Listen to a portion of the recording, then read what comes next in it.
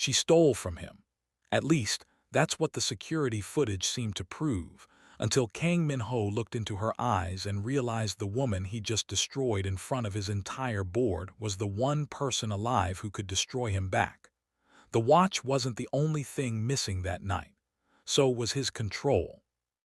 Welcome to Afro K Love Diaries. Please like, share, and subscribe.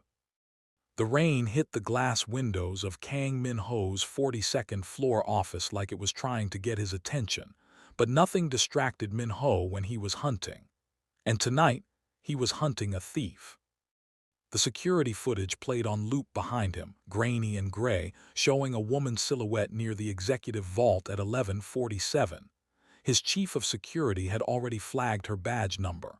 Dera Nwosu, Junior Analyst, Trade Compliance Division, 18 months at Kang Innovations. Spotless record until now. Bring her up, Min-ho said, his voice flat, final. The voice of a man who had learned a long time ago that mercy was a currency he couldn't afford to spend on strangers. Dera didn't know yet that her entire life was about to detonate in a glass conference room on the top floor of a company she trusted with everything she had left. She arrived at 9:00 a.m. sharp, the way she always did, coffee in one hand, tablet in the other, humming under her breath because Lagos radio was still stuck in her head from the video call with her mother the night before. She didn't notice the stairs until she reached her desk and found her badge deactivated, a manila folder waiting where her laptop should have been. Ms. Nwosu, her supervisor's voice was tight. Mr. Kang wants to see you now. Dera's stomach dropped, but she kept her spine straight. She always kept her spine straight. It was the one thing nobody in this country, in this building, in her entire complicated life, had ever managed to bend.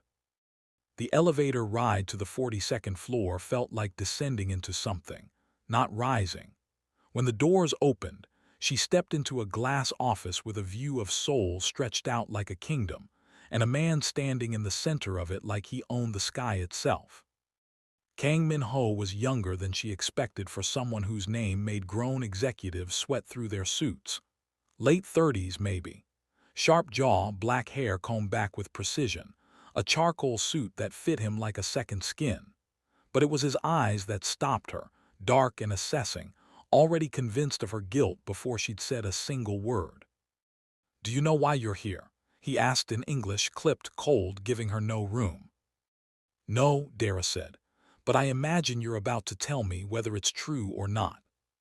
Something flickered across his face. Surprise, maybe. Nobody spoke to him like that, not anymore. He slid the folder across the desk. Photographs. Time-stamped footage. A woman's shape moving past the vault at an hour Dera had genuinely been asleep in her apartment in Itaewon, 20 minutes away by taxi on a night with no taxis running because of the storm. "That's not me," she said. "The badge says otherwise." "Then the badge is lying, or someone wants it to look that way." Her voice didn't shake. She survived worse than a rich man's accusations. She survived losing her father to a hospital bill nobody could pay, survived being the only black woman in every room she'd ever walked into in this city, survived learning a language from scratch just to keep a job that clearly meant nothing to the man standing in front of her. "I built this company on trust," Min-ho said. "I don't extend it twice." "You never extended it once," Dera said. "You looked at a photograph and decided who I am before you ever looked at me." The room went silent except for the rain. Min-ho's jaw tightened, something unreadable moving behind his eyes, but pride was a disease that had infected him young, and pride didn't know how to admit a mistake in real time. "Security will escort you out," he said quietly, "effective immediately." Dera didn't cry. She wouldn't give him that. She stood, smoothed her blazer, and looked him dead in the eye for the first time since she'd walked in. "You'll regret this," she said. Not a threat. A promise delivered the way people deliver truths they already know are coming. She walked out of Kang Innovations with a cardboard box and 60 pairs of eyes watching her cross the lobby. and Min-ho stood at his window 42 floors above, watching her small figure disappear into the gray Seoul rain, and felt something crack open in his chest that he didn't have a name for yet. The next day, the real thief was caught. Min-ho's head of security, Park Sang-hoon, walked into his office at 8:03 a.m. with a face like a man carrying a live grenade. "Sir, we found discrepancies in the badge logs. Someone cloned Ms. Nwasu's access card. It was Deputy Director Han. He's been skimming vendor contracts for 8 months." Min-ho didn't speak for a long moment. He simply stared at the folder in Sang-hoon's hands, the one that proved, in irrefutable detail, that he had destroyed an innocent woman's career and reputation in front of the entire executive floor, because it had been easier to believe a badge number than to ask a single real question. "Where is she now?" Min-ho said. Not a question, a demand aimed at himself as much as anyone. "We don't know, sir. She hasn't answered calls from HR." Min-ho stood, buttoned his jacket, and for the first time in 5 years, walked out of his own building in the middle of a workday without telling a single person where he was going. Dera's apartment was small, 4 floors up a walk-up in a neighborhood where the smell of grilled meat drifted through the hallways every evening, and her downstairs neighbor's grandmother waved at her every morning like she was already family. She'd been staring at her laptop for 3 hours, refreshing job boards, watching her savings shrink in her head with every passing minute, when the knock came. She opened the door already knowing it would be trouble, because trouble had a way of finding her, and found Kang Min-ho standing in her hallway, reins still clinging to his shoulders, looking nothing like the untouchable man from the glass office. He looked, if anything, like a man who hadn't slept. "What are you doing here?" she asked. "I was wrong," he said. The words landed strange in the narrow hallway, like they didn't fit in his mouth, like he'd never had much practice saying them. "I know," Dera said. "I told you that yesterday." The badge was cloned. Deputy Director Han has been embezzling for months. He used your credentials to cover his access. I fired him this morning and I am reinstating you, effective immediately, with back pay and a formal apology to the board. Dera crossed her arms. Something in her chest wanted to slam the door, and something else, something dangerous and unfamiliar, wanted to keep looking at him standing there soaked in the hallway light. "And you thought showing up at my apartment was part of the apology? I thought you deserved to hear it from me, not from HR, not from a memo." He paused, and for a moment the cold, calculating CEO from the boardroom disappeared entirely, replaced by something rawer. "I judged you before I knew you. That's not something I can fix with a paycheck." "No," Dera agreed, "it is." They stood there in silence, rain dripping from his coat onto her doormat, and something passed between them that neither of them had the language for yet. A current, a pull, dangerous and electric and completely unwanted by both of them. "I'm not coming back," Dera said finally, though even as she said it, some traitorous part of her wondered if it was true. Min-ho studied her for a long moment. "Then let me at least make it right another way. Have dinner with me, not as your employer, as the man who owes you an apology he can't send through email." It was, Dera would think later, the single worst decision she almost made that week, and she said yes anyway. A few days later, they sat across from each other at a quiet restaurant tucked into a Seoul alley Min-ho clearly owned some invisible stake in, given how the staff treated him like visiting royalty. Dera wore a green dress she'd bought for a wedding 2 years ago and never had the occasion to wear again. And when Min-ho saw her walk in, something in his controlled expression genuinely faltered. "You look," he started, then seemed to reconsider every word in his vocabulary. "You look like you don't belong in that dress. You belong in something better." "That's the worst compliment I've ever received," Dera said, but she was fighting a smile. Over dinner, she learned things about him the tabloids never printed. That his father had built the company through decades of ruthlessness that Min-ho had inherited along with the empire, whether he wanted it or not. that he hadn't taken a real vacation in 6 years, that underneath the tailored suits and cold boardroom voice was a man who had learned, very young, that trusting people got you burned, so it was safer never to trust anyone at all. Then why apologize to me? Dara asked. Why not let it go the way you probably let everything else go? Min-ho considered the question seriously, like it mattered.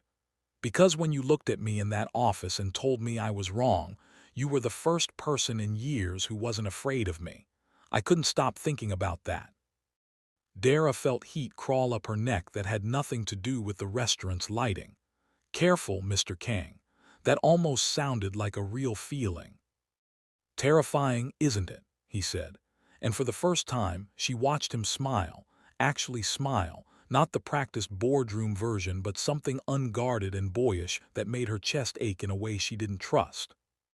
By the end of the week, Dara was back at her desk, and Min-ho had made it very clear to every director on the executive floor that trade compliance now reported directly through his office. Nobody asked why. Nobody was foolish enough to ask why. What they did notice, quietly, in the way office gossip always notices things before anyone admits them out loud, was that Kang Min-ho started appearing on the 9th floor with suspicious regularity. That he remembered, Dara took her coffee with too much sugar and not enough milk. That when a vendor's representative, a smooth-talking American named Chase, spent an entire meeting flirting with Dara in front of the whole compliance team, Min-ho sat through the presentation with his jaw locked so tight his security detail exchanged nervous glances. You seemed tense in that meeting, Dara said afterward, catching him in the hallway, unable to resist the small thrill of needling him. I don't like sloppy presentations, Min-ho said. His presentation was fine. His flirting was sloppier. Dara laughed genuinely, the sound surprising them both. Are you jealous, Mr. Kang? I don't get jealous, Min-ho said, which was, they both silently understood, an obvious and complete lie. That evening, a gift bag arrived at Dara's desk with no card, containing a rare edition of the Nigerian novel she'd mentioned once, exactly once. 3 weeks earlier during a conversation, she hadn't realized he'd been listening to that closely. She sat holding the book for a long time after everyone else had gone home, feeling something in her carefully guarded heart begin, dangerously, to crack open. The following morning brought the first real threat, though neither of them recognized it yet as anything more than office politics. Deputy Director Han, freshly fired, humiliated and facing embezzlement charges that could end his career permanently, requested one final meeting with the board, claiming he had evidence that would expose corruption far above his own position. Min-ho agreed to the meeting out of obligation more than fear, certain the man had nothing. He was wrong. Han arrived with a folder of his own, photographs of Min-ho and Dara at the restaurant, timestamps, a narrative already forming in his desperate mind.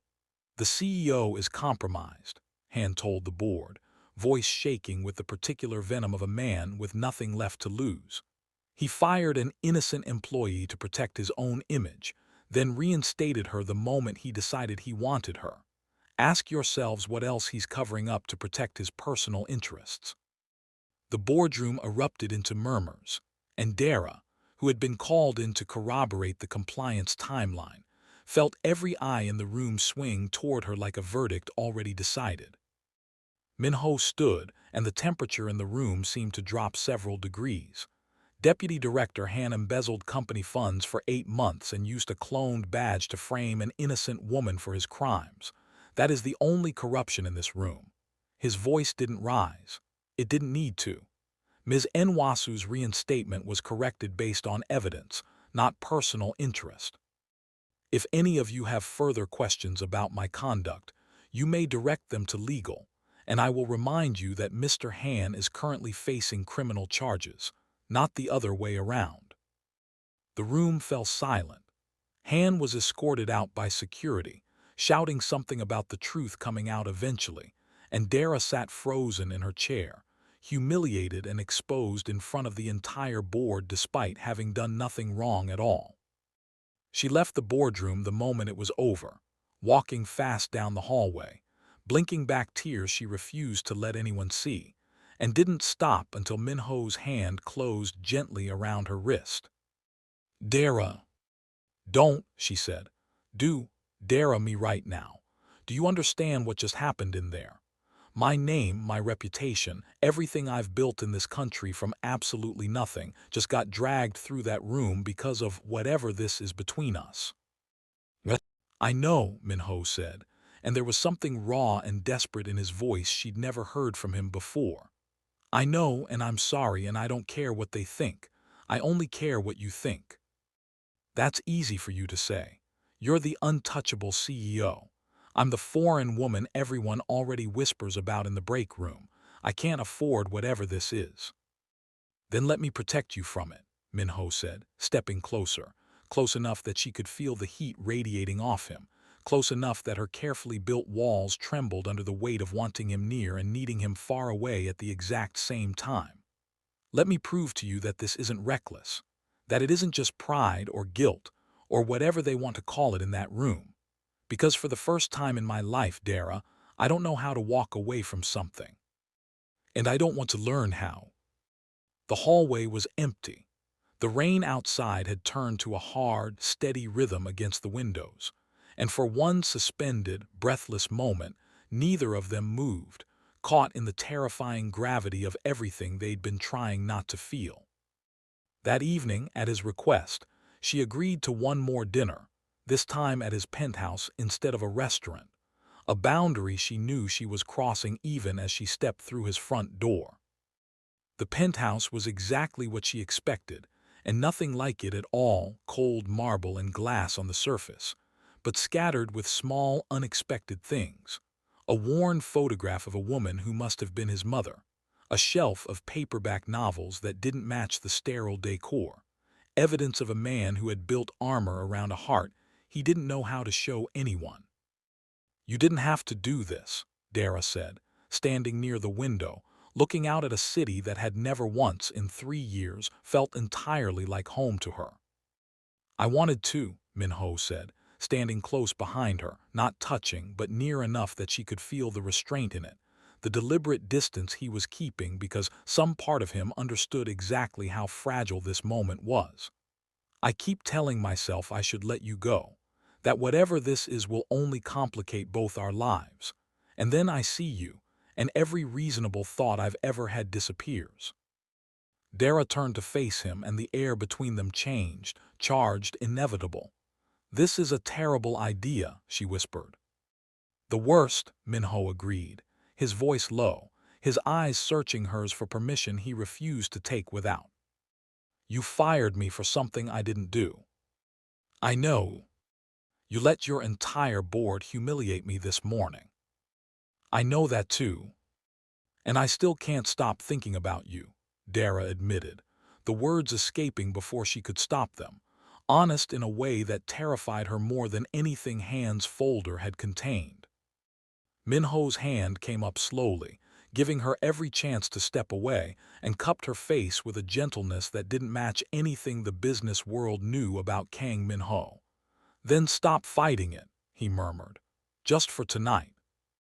When he kissed her, it wasn't the kiss of a careful, calculating man.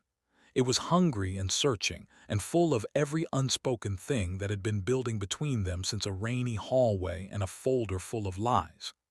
Dara's hands found the front of his shirt, pulling him closer, every instinct that told her to run drowned out by the overwhelming need to stay exactly where she was. The city lights blurred beyond the window. The rain kept falling. And somewhere in that penthouse, two people who had spent their whole lives building walls finally let something break. She woke before dawn, the gray light of early morning creeping across unfamiliar sheets, Min-ho's arm still curled protectively around her waist, and panic hit her like a wave she hadn't seen coming. What had she done? What had she let herself become, so quickly, so completely, with a man whose world could swallow her whole and spit her back out the moment the novelty wore off?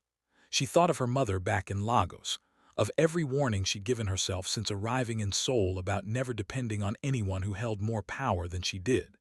She thought of the boardroom, of Han's folder, of every whispered rumor already spreading through the office before she'd even had her morning coffee.